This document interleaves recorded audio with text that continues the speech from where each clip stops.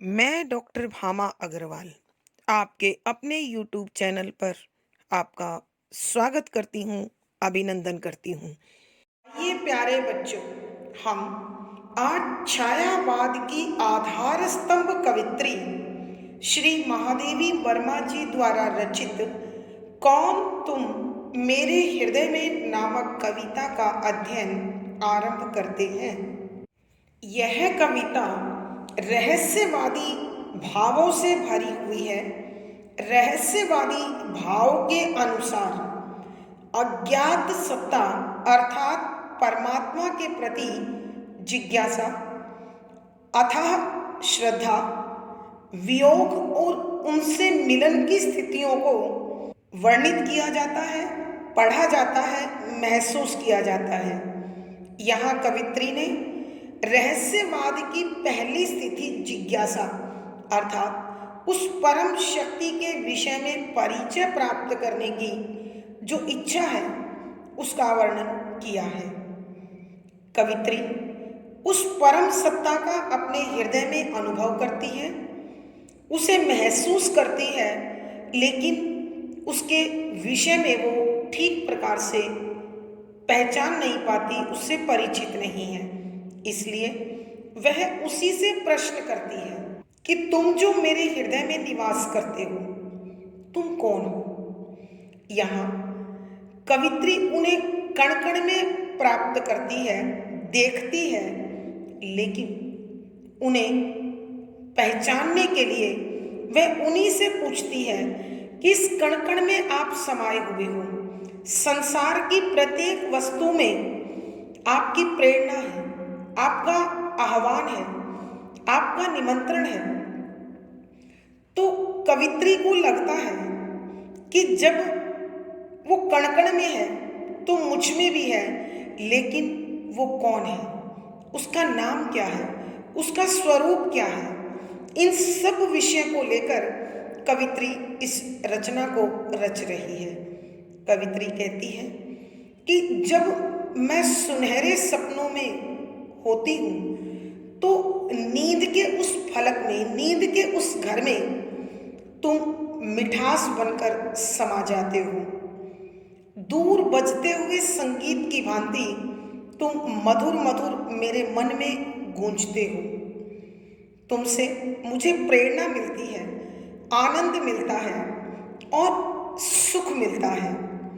तुम निराशा के पलों में भी आशा बनकर मुझ में समाये रहते हो और विरह की वेदना में भी एक अलग प्रकार का आनंद, शीतलता जो मुझे प्राप्त होती है, वह क्यों।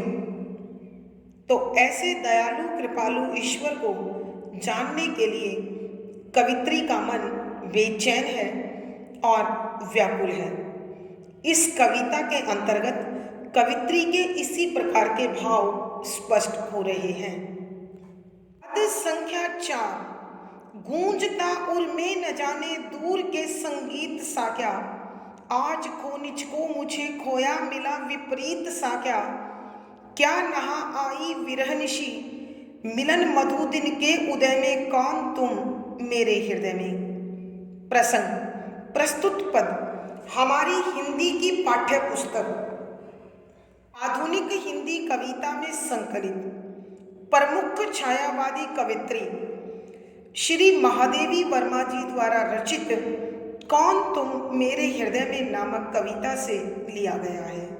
संदर्भ यहाँ कवित्री इस संसार के कण कण में परिव्याप्त, सर्वव्यापक अपने हृदय में जो ईश्वर की अनुभूति उन्हें हो रही है, जो वो महसूस करती है, उसके विषय में कवित्री जानने को बेहद उत्सुक है। और यह जिज्ञासा रहस्यवाद का प्रथम सोपान है। कहने का भाव है कि रहस्यवादी विचारधारा के अनुसार पहला कदम उस परम शक्ति के विषय में परिचय प्राप्त करना होता है, जो इस कविता का मुख्य स्वर है। यहाँ कवित्री जिज्ञासा से भरकर उसी परम शक्ति से प्रश्न करती हुई पूछती है कि व्याख्या शब्दों के अर्थ साथ साथ गूंजता सुनाई देता है, गूंज रहा है। उर हृदय में न जाने जो परिचय में नहीं है। दूर दूर के संगीत सा क्या, दूर का बजता हुआ संगीत जो कानों में मंद मंद मिठास भरा गूंजता है। आज के दिन खो खोकर निज खुद को अर्थात अपने अहंकार को मुझे खोया मिला कि क्या वस्तु थी जो मेरी खो गई थी, और जब मैंने अपने अहम का त्याग किया तो मुझे मिल गई। विपरीत सा क्या, जो अपने स्वभाव में बिल्कुल उल्टा है, विचित्र है। क्या नहा आई विरह निशी, क्या क्या नहाकर आई है विरह वियोग, निशी रात, मिलन मिलना, मधुर और बसंती बसंत, दिन दिन के उदय उगने में निकलने में, हृदय मन। यहाँ महादेवी वर्मा जी अपने हृदय में विराजित उस परम शक्ति को, परम सत्ता को अनुभव करती है, उसे महसूस करती है, और सृष्टि के कण कण में अनेकों प्रकार से उसका अनुभव करती हुई उसी से प्रश्न पूछती है कि गूंजता उर में न जाने दूर के संगीत सा क्या, कि तुम वो कौन सी शक्ति हो, तुम कौन हो जो मेरे मन में ठीक उसी प्रकार मिठास भर रही हो, ठीक उसी प्रकार मंद मंद स्वर में गूंज रहे हो जैसे दूर बजने वाला संगीत मधुरता के साथ कर्ण प्रिय और हृदय को भाता है। अर्थात कवित्री के कहने का भाव यह है कि एक ऐसी शक्ति जो कवित्री के हृदय को मधुरता से भर रही है, आनंद से भर रही है, वो शक्ति कौन सी है। आज खो निज को मुझे खोया मिला विपरीत सा क्या, आज के दिन खोने के बाद कि मैंने उस परमपिता परमात्मा को प्राप्त कर लिया। लेकिन उसे प्राप्त कैसे किया, जब मैंने अपने आप को खो दिया, अर्थात अपने आप को उसे पूर्ण रूप से सौंप दिया, अपने आप को उसमें विलीन कर दिया, उसको पूर्ण समर्पित कर दिया, और खुद को उसे सौंप कर जो मुझे प्राप्त हुआ है वो आनंद बड़ा विलक्षण है, विचित्र है, अद्भुत है। अर्थात अपना सब कुछ खोकर भी जो मुझे मिला वो एक सच्ची पूर्णता थी। क्या नहा आई विरहनिशी मिलन मधु दिन के उदय में, कि कवित्री कहती है मुझे ऐसा लगता है कि ये विरह रूपी रात सुबह अथवा प्रातःकालीन प्रकाश के मिलन रूपी बसंत से नहाकर आई है। अर्थात मेरे जीवन में विरह रूपी रात खत्म हो गई है और ईश्वर की प्राप्ति वाली सुबह जागृत हो गई है। तो हे परम शक्ति, हे दिव्य शक्ति, तुम कौन हो जो मेरे हृदय में इस प्रकार का आनंद उत्पन्न कर रही हो। आइए बच्चों, हम एक बार फिर इस पद का अध्ययन आरंभ करते हैं।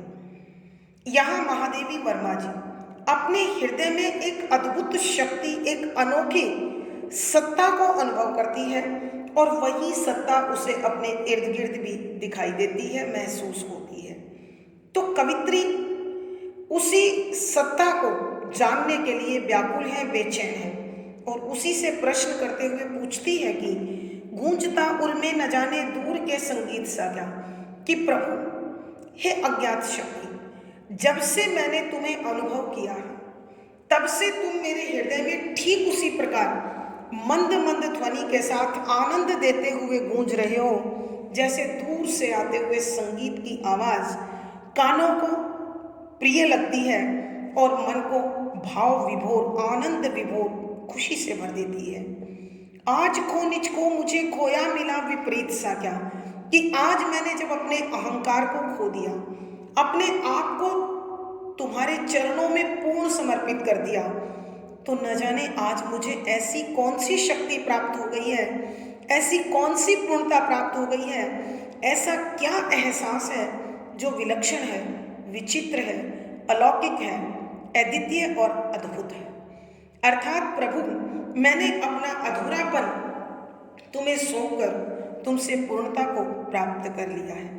क्या नहा आई विरहनिशी मिलन मधु दिन के उदय में, कि कवित्री कहती है कि मुझे ऐसा लगता है कि मेरे जीवन की ये विरह रूपी रात बसंत के प्रातःकाल के सूर्य उदय में नहाकर आई हूं। अर्थात कवित्री के जीवन से विरह रूपी रात का समापन हो गया हो और उसका स्थान बसंत की प्रातःकाल की मधुर सुबह ने ले लिया हो, एक मधुर प्रकाश ने ले लिया हो। तो कवित्री उन्हीं से प्रश्न करते हुए पूछती है कि हे शक्ति, तुम कौन हो जो मेरे हृदय में इस प्रकार के विचित्र भावों को प्रसारित कर रही हो, भर रही हो, अनुभव हो रही हो। भावार्थ, कवित्री के कहने का भाव यह है कि कोई न कोई परम शक्ति है जो इस संसार का संचालन बड़ी कुशलतापूर्वक विलक्षण तरीके से कर रही है। विशेष यहाँ कवित्री ने प्रकृति और विरह के माध्यम से उस परम शक्ति के मिलन के आनंद को प्रकट किया है। शुद्ध साहित्यिक खड़ी बोली का प्रयोग है। लक्षणा शब्द शक्ति है, श्रृंगार रस माधुर्य गुण है, तुकांत छंद गे शैली और संगीतात्मकता है।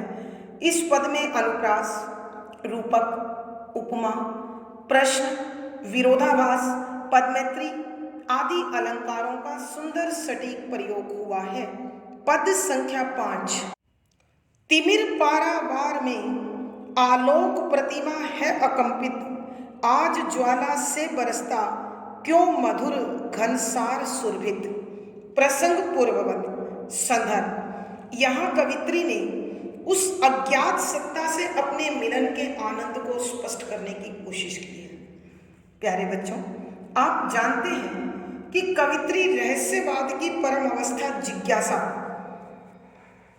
को प्रकट करती हुई उस परम शक्ति से ही प्रश्न कर रही है कि आखिर तुम कौन हो जो मेरे हृदय को विशेष भावों से भर रहे हो और इस सृष्टि को बड़े सुंदर तरीके से संचालित कर रहे हो। तो अब कवित्री ने अपने आप को उस परम शक्ति के हाथों में पूर्ण समर्पित कर दिया है और एक विशेष प्रकार के आनंद को अपने हृदय में अनुभव कर रही है। तो उसी आनंद का वर्णन करते हुए वो लिखती हैं कि व्याख्या, शब्दों के अर्थ साथ साथ। तिमिर अंधकार, अंधेरा, पारावार अत्यधिक फैला हुआ, दूर तक फैला हुआ सागर भी हो सकता है। आलोक रोशनी, उजाला, प्रकाश, प्रतिमा मूर्ति, अकंपित, कंपित माने कांपती हुई, अकंपित माने स्थिर, रुकी हुई, ठहरी हुई, ज्वाला आग, बरसता बरस रहा है, घनसार धुआं अथवा कपूर, सुरभित सुगंधित। यहाँ कवित्री महादेवी वर्मा जी अपने हृदय में विराजित उस अज्ञात सत्ता के मिलन का जो आनंद है, जो खुशी है, जो प्रसन्नता है, उसका वर्णन करते हुए लिख रही हैं कि आज मुझे अपने प्रिय प्राप्त हो गए हैं, उस अज्ञात सत्ता से मेरा मिलन हो गया है और यह मिलना मुझे ऐसा महसूस करा रहा है, मुझे ऐसा प्रतीत होता है कि तिमिर पारावार में आलोक प्रतिमा है अकंपित, कि अंधकार के इस सागर में, अंधेरे से भरे इस अंतहीन फैलाव में मुझे प्रकाश की एक स्थिर, हमेशा बनी रहने वाली शाश्वत मूर्ति प्राप्त हो गई है। अर्थात कवित्री के कहने का भाव यह है कि जो मेरा मन अब तक अनेक प्रकार की अंधकारमय स्थितियों से घिरा हुआ था, आज वहां इस परम सत्ता की कृपा रूपी प्रकाश मुझे प्राप्त हो गया है। आज ज्वाला से बरसता क्यों मधुर घनसार सुरभित, कि आज मेरे हृदय में जो विरह की ज्वाला जल रही थी, जो आग जल रही थी, उससे न जाने क्यों मिठास से भरा, सुगंध से भरा यह कपूर क्यों बरस रहा है। अर्थात कवित्री के कहने का भाव यह है कि उस परम शक्ति की प्राप्ति मानव जीवन में परिवर्तन कर देती है, उसमें आमूल चूल बदलाव ले आती है और इस संसार की तड़फ में आनंद उत्पन्न हो जाता है, वेदना में खुशी मिलती है, आग में शीतलता महसूस होती है।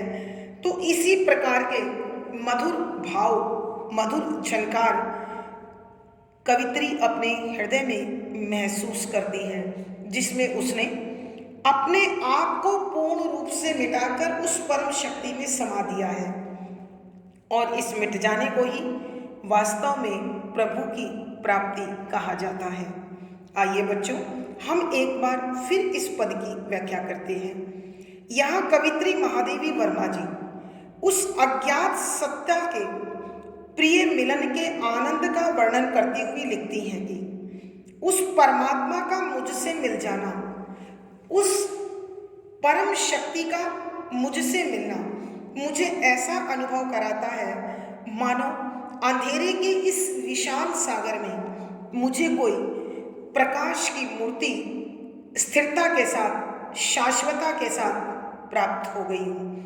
अर्थात जिस प्रकार सागर में जहाजों का मार्गदर्शन करने के लिए प्रकाश स्तंभ स्थापित होता है, कवित्री को भी अपनी जीवन रूपी नौका को चलाने के लिए संसार के विकार रूपी अंधेरे में उस परम सत्ता रूपी प्रकाश की प्राप्ति हो गई है। आज ज्वाला से बरसता क्यों मधुर घनश्याम सुरभित की कवित्री कहती है, आज मेरे इस विरह की आग में भी न जाने क्यों मिठास से भरा, सुगंध से भरा कपूर बरस रहा है। अर्थात विरह की यह अग्नि, यह ज्वाला मुझे तड़पाने की बजाय, जलाने की बजाय, बेचैन करने की बजाय, व्याकुल बनाने की बजाय मुझे खुशी का अनुभव दे रही है। अर्थात कवित्री कहना चाहती है कि उस परम शक्ति की प्राप्ति मनुष्य की तड़फ में आनंद उत्पन्न कर देती है, अंधकार में प्रकाश बन जाती है, दर्द में आराम बन जाती है। तो आज कवित्री के मन में भी इस परम शक्ति से मिलने पर, अपने आप को पूर्ण रूप से मिटा देने पर, पूर्ण समर्पित कर देने पर एक मधुर संगीत सुनाई दे रहा है, मधुर झनकार जीवन में समा गई है, एक अंधेरे में प्रकाश महसूस होता है। अर्थात अब कवित्री का जीवन पूर्णता की ओर बढ़ रहा है। भावार्थ, यहाँ कवित्री के कहने का भाव यह है, जब उस अज्ञात सत्ता से मिलन होता है, जब उसकी प्राप्ति होती है, तो जीवन के अभाव भी पूर्णता की ओर लेने लगते हैं। विरह मिलन का सुख देता है, वेदना आनंद देती है, अग्नि जलाने की बजाय शीतलता देती है। अर्थात परम शक्ति से मिलन अपनी विलक्षण प्रतीति अनुभव देता है। विशेष यहाँ कवित्री ने प्रिय मिलन की अनुभूतियों का बड़ा आनंद पूर्वक वर्णन किया है। शुद्ध साहित्यिक खड़ी बोली का प्रयोग है। श्रृंगार रस माधुर्य गुण अथवा शांत रस प्रसाद गुण हम दोनों लिख सकते हैं। तुकांत छंद के शैली और संगीतात्मकता है। यहाँ अनुप्रास, रूपक, अतिशयोक्ति, विरोधाभास, प्रश्न आदि अलंकारों का सुंदर सटीक प्रयोग हुआ है। इस पद के साथ ही बच्चों हमारी आज की कक्षा और यह कविता दोनों समाप्त होती है। पिछली वीडियो का लिंक आपको डिस्क्रिप्शन बॉक्स में मिल जाएगा। आशा है पढ़ा गया विषय आपको आनंद दे रहा होगा और समझ आ रहा होगा। अपने भाव व विचार कमेंट बॉक्स में लिखें, वीडियो को लाइक करें, शेयर करें और चैनल सब्सक्राइब करें। आपका दिन और जीवन मंगलमय हो, इसी शुभकामना के साथ आभार, धन्यवाद।